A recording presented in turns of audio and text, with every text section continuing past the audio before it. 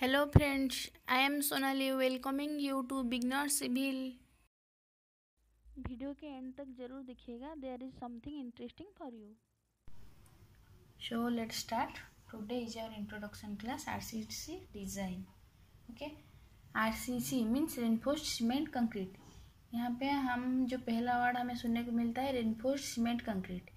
तो फिर कंक्रीट क्या होता है? Concrete is one of the most common building material used for constructive और means either construction in civil engineering along with infrastructure development. Okay, so here concrete is divided into two types like plain concrete and reinforced concrete. Plain concrete क्या होता है? It is defined as a mass which is made from any cementing material like cement plus water plus fine aggregate plus coarse aggregate. Okay, then reinforced concrete is reinforced concrete और plain concrete में सिर्फ यही difference होता है कि reinforced concrete में reinforced bar हम use करते हैं along with cementing material plus water plus fine aggregate plus coarse aggregate. Okay, then cementing material means what? Cementing material means एक ऐसा ऑब्जेक्ट जो कि बाइंडिंग करने में मदद करता है. ठीक है, लाइक यहाँ पे सीमेंट यूज़ होता है, जैसे कंक्रीट में सीमेंट यूज़ होता है, वो बाइंडिंग में हेल्प करता है, इसलिए इसको क्या बोलते हैं? Cementing material. देन और नेक्स्ट स्लाइड इज ये क्या है? सब्जेक्ट नेम और कोड नेम. सब्जेक्ट नेम ये तो शायद आपको पता ही होगा कि हम सिविल इंजीनियरिंग में बहुत सारे ऐसे कोड है जो कि हमारा ब्रांच में है. ब्रांच के क्या है मतलब कोई भी सिविल इंजीनियर उसे यूज़ करता है. और ये जो कोड नेम है ये जेई में आता रहता है. कोई ना कोई एक दो सवाल आता है हर साल एग्जाम में. एसएससी जेई में क्वेश्चन आता है इसका कोड क्या है, इसका कोड क्या है. ठीक है, इसलिए हमें इसको याद कर लेना चाहिए अच्छे से. क्या है? आरसीसी का कोड, आरसीसी सब्जेक्ट नेम है आरसीसी. देन उसका कोड क्या है? IS 456/2000. ओके, देन स्टील का कोड क्या है? IS 800/2007. देन डिजाइन मिक्स, ये क्या है? कोड है इसका IS 10262. देन प्रीस्ट्रेस कंक्रीट क्या है? IS 1343. Then earthquake resistance design ये क्या है? IS 1893/2002. Then fine and coarse aggregate IS 383. Then design load for building and structure IS 875. Okay, ये जो है ये तो सारे हमें याद करना चाहिए. ठीक है, फिर ये जो डिजाइन मिक्स है ये बहुत बार आया है, पहले भी 2 बार आ चुका है RRB जेई में, SSC जेई में. ये जो डिजाइन मिक्स है ये आता रहता है, इसीलिए इसको याद कर लेना चाहिए एकदम अच्छे से कि मतलब आने वाले एग्जाम में भी आने का बहुत चांस है, इसलिए हमें इसको याद कर लेना चाहिए. डिजाइन मिक्स क्या है? इसका कोड नेम IS 10262. ओके, अच्छा, तो फिर यहाँ पे क्या लिखा है? Grade of concrete means concrete कितने टाइप के ग्रेड में डिवाइड होता है. ओके, तो यहाँ पे है ordinary concrete, then standard concrete, then high strength concrete. तो हाई स्ट्रेंथ कंक्रीट में आता है M60 से लेके M100 तक. ऑर्डिनरी कंक्रीट में आता है M10 से लेके M20 तक. स्टैंडर्ड कंक्रीट में आता है M25 से लेके M60 तक. मीन्स ऑर्डिनरी कंक्रीट में कौन है? M10, M15, M20. Then standard concrete में कौन है? M25, M30, M35, M40, M45, M50, M55, M60. Then high strength concrete में कौन है? M65, M70, M75, M80, M85, M90, M95, M100. Okay, तो फिर यहाँ पे हम जनरली जो हम यूज़ करते हैं वो कौन सा ग्रेड ऑफ कंक्रीट होता है? वो होता है M20. ओके, तो फिर यहाँ पे नेक्स्ट स्लाइड में क्या है? अच्छा, यहाँ पे क्वेश्चन है कि as per IS 456/2000 number of grades of concrete mixes is what? यहाँ पे ऑप्शन में क्या है? 8, 3, 5, 9. तो फिर पिछले स्लाइड में जाके हम देखते हैं क्या है. यहाँ पे देखिए, यहाँ पे जो स्टैंडर्ड कंक्रीट है इसको हम मिक्स करके बनाते हैं. तो फिर यहाँ पे कितने ठो, यही क्वेश्चन पूछ रहा है ना, जो पहला क्वेश्चन हम पूछे थे यही वाला क्वेश्चन था ना. तो फिर यहाँ पे कितने ठो है? 1, 2, 3, 4, 5, 6, 7, 8. M25 से लेके M60 तक 8 नंबर ऑफ कंक्रीट मिक्स है. ओके, तो फिर इसलिए यहाँ पे आंसर होगा 8. बट वन थिंग, अगर यहाँ पे ऑप्शन में 8 ना हो के 7 होता तो फिर 7 ही आंसर होता. इसलिए है क्योंकि as per 2013 amendment, M60 grade of concrete is an standard concrete, but before 2013 it was an high strength concrete. हाँ ठीक है, यहाँ पे दिखाते हैं हम आपको. देखिए ये जो M60 ग्रेड ऑफ कंक्रीट है ये 13 अमेंडमेंट के पहले ये था हाई स्ट्रेंथ ऑफ कंक्रीट में, इसीलिए यहाँ पे कितने था 7. पर आफ्टर 2013 अमेंडमेंट वो M60 यहाँ से नहीं होके वो कहाँ पे है, स्टैंडर्ड कंक्रीट में है, इसलिए यहाँ पे नंबर ऑफ कंक्रीट मिक्स कितने हुए 8 हुए. तो फिर इसलिए हम ऑप्शन में 8 है तो 8 क्लिक करेंगे. अगर ऑप्शन में 8 ना हो के 7 होता देन 7 में हम टिक करते.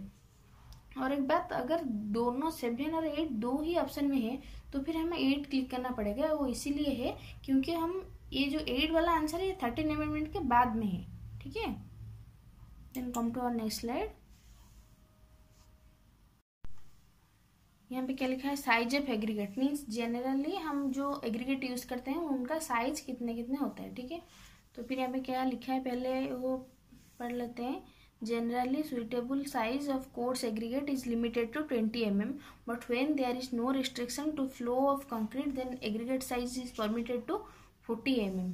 मीन्स यहाँ पे जो ये है कि जनरली हम जो कोर्स एग्रीगेट यूज करते हैं उसका साइज होता है 20 mm, but if no restriction means कोई no restriction to flow of concrete means वो जो कंक्रीट होता है उसका फ्लो होने में अगर कोई रेस्ट्रिक्शन नहीं होता तो फिर हम थोड़ा सा बड़ा साइज का यूज कर सकते हैं. वो क्या है 40 mm. Okay, then closely spaced, for closely spaced reinforcement aggregate size maximum should be 10 mm. Means यहाँ पे अगर क्लोज, यहाँ पे देखिए लिखा हुआ है क्लोजली स्पेस्ड मीन्स अगर बहुत ही छोटा एरिया होगा मतलब बहुत ही स्पेस उसका अंदर में कम होगा तो फिर वहाँ पे हम ज़्यादा साइज बड़ा साइज वाला एग्रीगेट थोड़ी ना यूज कर सकते हैं, हमें छोटा वाला यूज करना पड़ेगा. इसलिए ये देखिए 20, 40, 10 ये सबसे छोटा वाला है 10 mm. अच्छा, उसके बाद क्या है, maximum size of coarse aggregate should not be more than 1/4 of the minimum thickness of the member. इसका मतलब क्या है, हम जो भी मेंबर में वो यूज करेंगे ये एग्रीगेट को, उसका मेंबर का जो थिकनेस है वो थिकनेस का 1/4 करने से जो भी आएगा उससे ये एग्रीगेट छोटा होना चाहिए. आया समझ में. फिर एक बार हम इसे पढ़ लेते हैं. हम इसको देखिए, हम इसको कैसे याद करेंगे. जनरली हम जो यूज करते हैं कोर्स एग्रीगेट उसका साइज होता है 20 mm, पर जहाँ पे restriction no restriction to flow of concrete होता है वहाँ पे होता है 40 mm. अगर क्लोजली स्पेस्ड रेनफोर्समेंट कंक्रीट होता है वो होता है 10 mm. और यहाँ पे ये ही इम्पोर्टेंट बात है कि हम जो भी कोर्स एग्रीगेट का साइज यूज करेंगे वो एग्रीगेट जो भी मेंबर में यूज होगा उस मेंबर का थिकनेस का 1/4 से ज़्यादा नहीं होना चाहिए एग्रीगेट का size. Okay, then come to our next slide. अच्छा, ये क्या है, types of cement code name means ये भी हमें याद कर लेना चाहिए. ये भी बहुत बार एग्जाम में आता है कि ये जो 33 ग्रेड ऑफ पोर्टलैंड सीमेंट है ये बहुत बार एग्जाम में आ चुका है. ठीक है, इसका कोड भी हमें याद कर लेना चाहिए. क्या है 33 grade of Portland ordinary Portland cement, क्या कौन सा कोड में यूज होता है, कौन सा कोड में है 269 में. फिर 43 grade of ordinary Portland cement क्या है IS 8112. Then 53 grade of ordinary Portland cement है वो कौन सा कोड में यूज होता है, उसका इसका कौन सा कोड नेम है IS 12269. ओके, मीन्स ये जो है 33 ग्रेड ऑफ कंक्रीट ये एग्जाम में आया है, बहुत बार आ चुका है, पर ये 43, 53 कभी भी अभी तक आया नहीं है, इसको भी हमें याद कर लेना चाहिए. ठीक है, ये 33 का है IS 269, देन 43 का है 8112, देन 53 का है 12269. ये देखिए ये 33 से 33 का है 269, देन 53 का है 12269 और एक ही बचा 43 उसका है 8112. ओके, शो यहाँ पे क्या है, maximum permissible limit in concrete means ये जो मटेरियल कंक्रीट में होता है उसका मैक्सिमम परमिसिबल लिमिट क्या है. अगर ये मैक्सिमम परमिसिबल लिमिट से इसका वैल्यू ज़्यादा हो जाएगा तो फिर ये कंक्रीट के लिए अच्छा नहीं होगा. ठीक है, सो फर्स्ट इसका यूनिट क्या है, ये क्वेश्चन में एग्जाम में आता है कि मैक्सिमम परमिसिबल लिमिट का यूनिट क्या होता है, वो है milligram per litre. Okay, so here this is material and this is maximum permissible limit. Material में कौन कौन है, organic, inorganic, sulphate, chloride, suspended matter. Maximum permissible limit organic का 200 मिलीग्राम पर लीटर, इनऑर्गेनिक का 3000 milligram per litre, then sulphate का 400 milligram per litre, chloride का 2000 milligram per litre, suspended matter का 2000 milligram per litre. Okay, then ये जो organic है वो पिछले साल एग्जाम में आया था जेई में, तो फिर इसे हम कैसे याद करेंगे। ऑर्गेनिक क्या है, minimum maximum permissible limit, means ये सबसे कम ही अलाउ किया जाता है कंक्रीट में। देन आफ्टर दैट इनऑर्गेनिक जो है उसे हम सबसे ज़्यादा मात्रा में अलाउ कर सकते हैं कंक्रीट में, जो वो है 3000। मिनिमम ऑर्गेनिक का है 200, मैक्सिमम इनऑर्गेनिक का है 3000। Then chloride and suspended matter, ये दोनों का मैक्सिमम परमिसिबल यूनिट है 2000 मिलीग्राम पर लीटर। देन बीच में जो है सल्फेट, उसका है 400 milligram per litre. Okay, so now this is characteristics compressive strength which is denoted as FCK। इसका डेफिनेशन क्या है, as per IS 456/2000 the value of strength below which not more than 5% test results are expected to fall that is termed as characteristics compressive strength. Okay, means इसका definition का मतलब ये है कि हम जो test characteristics compressive strength value निकालने के लिए हम जो टेस्ट करते हैं उसका सिर्फ 5% टेस्ट रिजल्ट ही फेल होना चाहिए। अगर उससे ज़्यादा हो जाएगा तो फिर हम उस वैल्यू को हम कैरेक्टरिस्टिक कंप्रेसिव स्ट्रेंथ और FCK वैल्यू नहीं बोल सकते। ठीक है, अच्छा यहाँ पे क्या लिखा है, for specified characteristics strength of concrete 150 mm³ at 28 days is considered. Means यहाँ पे जो हम टेस्टिंग के लिए जो क्यूब यूज़ करते हैं वो क्यूब का साइज 150 mm होना चाहिए और ये 28 days तक हम टेस्ट करते हैं। ठीक है, तो फिर यहाँ पे 3 क्वेश्चन हमें देखने को मिलता है। फर्स्ट है कि ये जो क्यूब होता है 150 mm³ एट 28 days, ये दोनों इम्पोर्टेंट है। अलॉन्ग विथ ये डेफिनेशन आपको देगा, ये पूछेगा कि ये क्या है, ये टर्म क्या है, इस term is known as what. So वहाँ पे हम लिखेंगे कैरेक्टरिस्टिक्स कंप्रेसिव स्ट्रेंथ और FCK। और ठीक है, then come to our next slide. ये mean strength in which 50% of test results are expected to fall and 50% of test results are expected to pass, that is known as mean strength. यहाँ पे भी सिर्फ यही question आएगा, ये sentence देगा, हमें पूछेगा कि ये क्या है, हम लिखेंगे मीन स्ट्रेंथ। इसका मतलब ये है कि द स्ट्रेंथ इन व्हिच हम mean strength value FM value निकालने के लिए जो टेस्टिंग करते हैं उसका 50% टेस्ट रिजल्ट फॉल होगा और 50% टेस्ट रिजल्ट पास होगा, तो ही जाके वो जो वैल्यू निकलेगा वो हम FM या फिर मीन स्ट्रेंथ बोल पाएंगे। ठीक है, come to our next slide. अच्छा, ये है confidence limit. Maximum probability of particular test results is known as confidence limit. अच्छा, मैक्सिमम प्रोबेबिलिटी, अगर कोई पर्टिकुलर टेस्ट हम करते हैं और बार बार वही सेम टेस्ट को करेंगे तो फिर उसका वो अगर सेम आंसर आएगा तो फिर उसका प्रोबेबिलिटी ज़्यादा हो जाएगा। देन वही बोल रहा है यहाँ पे, maximum probability of particular test results is known as confidence limit. यहाँ पे भी यही क्वेश्चन आएगा कि ये टर्म आपको दिखाए, मतलब एग्जाम में ये सेंटेंस देगा, हमें पूछेगा कि ये टर्म क्या है, हमें ये लिखना है कि confidence limit. Okay, then range of confidence limit. Range of confidence limit means ये जो कॉन्फिडेंस लिमिट का रेंज कितना होगा। FM में पिछले स्लाइड में बोले थे कि FM क्या है, मीन स्ट्रेंथ है, तो फिर इसका रेंज क्या है, FM - 1.64 into standard deviation to FM + 1.64 into standard deviation. Okay, means इसका जो रेंज होगा कॉन्फिडेंस लिमिट का यहाँ से लेके यहाँ तक होगा। देन अब ये FM जो है मीन स्ट्रेंथ, इसका भी एक फॉर्मूला है, ये यहाँ इसको यूज़ करके हम बाद में प्रॉब्लम भी करेंगे। ठीक है, यहाँ पे क्या लिखा है, FM = FCK + 1.65 into standard deviation. FM है मीन स्ट्रेंथ, देन FCK है characteristics compressive strength. Means mean strength equal to characteristics compressive strength + 1.65 into standard deviation. Okay, और ये दो यहाँ पे ये एक क्वेश्चन यहाँ पे ये है कि ये सेंटेंस देगा, हमें पूछेगा क्या है, हम लिखेंगे कॉन्फिडेंस लिमिट।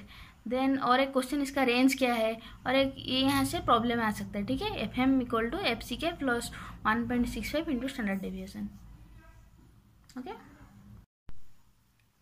अच्छा तो फिर ये क्या है, Young's modulus of elasticity of concrete. यहाँ पे हम कंक्रीट लिखना भूल गए, मीन्स ये जो वैल्यू हम यंग्स मॉडुलस का यहाँ पे लिखे हैं ये सिर्फ कंक्रीट के लिए ही यूज होता है। ठीक है, देन इसी के Young's modulus of elasticity of concrete, इसको हम डिनोट करते हैं इसी के से, इसी के equal to 5000 into root over of F C K. ये बहुत बार एग्जाम में आया है कि यंग्स मॉडुलस ऑफ इलास्टिसिटी का वो जो फॉर्मूला है वो क्या है। हमें ऑप्शन में बहुत कुछ देगा, इसमें हमें ये सिलेक्ट करना पड़ेगा कि इसी के equal to 5000 into root over of F C K, ठीक है। देन ये कभी कभी कभार ये आ सकता है कि secant Young's modulus of elasticity then tangent Young's modulus of elasticity. ये क्या है कि concrete slope of line joining at any point with origin. ये पहले हम डेफिनेशन पढ़ लेते हैं, फिर नेक्स्ट स्लाइड में हम आपको समझा देंगे कि ये दोनों है क्या, ठीक है। Concrete slope of line joining at any point with origin, ये है secant Young's modulus of elasticity. Then tangent Young's modulus of elasticity, ये क्या है, slope of tangent at any point on the curve. रुकिए, ये पहले हम देखते हैं ये नेक्स्ट स्लाइड में क्या है। अच्छा, ये है एक स्ट्रेस स्ट्रेन कर्व, ये है स्ट्रेस, ये है इसमें स्ट्रेन, ये एक कर्व है, ठीक है। देन यहाँ पे कोई भी ये कर्व में स्ट्रेस स्ट्रेन कर्व में स्ट्रेस स्ट्रेन कर्व में कोई भी एक पॉइंट चूज करके अगर उस ओरिजिन से हम उसको जॉइंट करेंगे, ये जो लाइन आएगा, ये वाला कंक्रीट का जो लाइन आएगा वो होगा secant Young's modulus of elasticity, okay. जो हम पिछले स्लाइड में आपको बोले थे कि क्या है, concrete slope of line joining at any point with origin. यहाँ पे देखें हम कि कंक्रीट स्लोप ऑफ लाइन, ये कंक्रीट स्लोप ऑफ लाइन है, ये कोई भी एक पॉइंट है स्लोप का ऊपर और उसे हम ओरिजिन से जॉइंट करते हैं तो फिर उसे हम क्या बोलते हैं, secant Young's modulus of elasticity, okay. Then ये जो है कोई भी पॉइंट मतलब कर्व के ऊपर कोई भी पॉइंट से अगर हम टेंजेंट ड्रॉ करेंगे तो फिर वो उसे हम क्या बोलेंगे, वो जो लाइन होगा कंक्रीट लाइन, उसे हम बोलेंगे tangent Young's modulus of elasticity. ये भी हम पिछले स्लाइड में देखे थे, देखिए कि slope of tangent at any point on the curve, ये है स्लो, ये यहाँ पे एक पॉइंट है, ये यहाँ पे एक स्लोप, ये स्लोप का ऊपर एक पॉइंट है और यहाँ पे हम एक टेंजेंट ड्रॉ किए हैं, उसको बोलते हैं tangent Young's modulus of elasticity, okay. यहाँ पे मतलब यही जो Young's modulus of elasticity of concrete है, यही बार बार एग्जाम में आता रहता है। अगर मतलब क्वेश्चन ज़्यादा से ज़्यादा चेंज होगा तो फिर ये दोनों में से कोई एक आएगा, ठीक है। और इससे और ज़्यादा कोई क्वेश्चन नहीं आता है। कभी कभी प्रॉब्लम में आ जाता है कि एफसीके का वैल्यू आपको दे देगा, आपको यंग्स मॉडुलस ऑफ इलास्टिसिटी का वैल्यू निकालना पड़ेगा, ठीक है। अच्छा, ये है आप लोगों के लिए ब्रेन हैक्स, इसका आंसर क्या होगा आप प्लीज़ कमेंट सेक्शन में बताइएगा। अगर नहीं होगा तो फिर हम नेक्स्ट क्लास में इसका आंसर बता देंगे, ठीक है।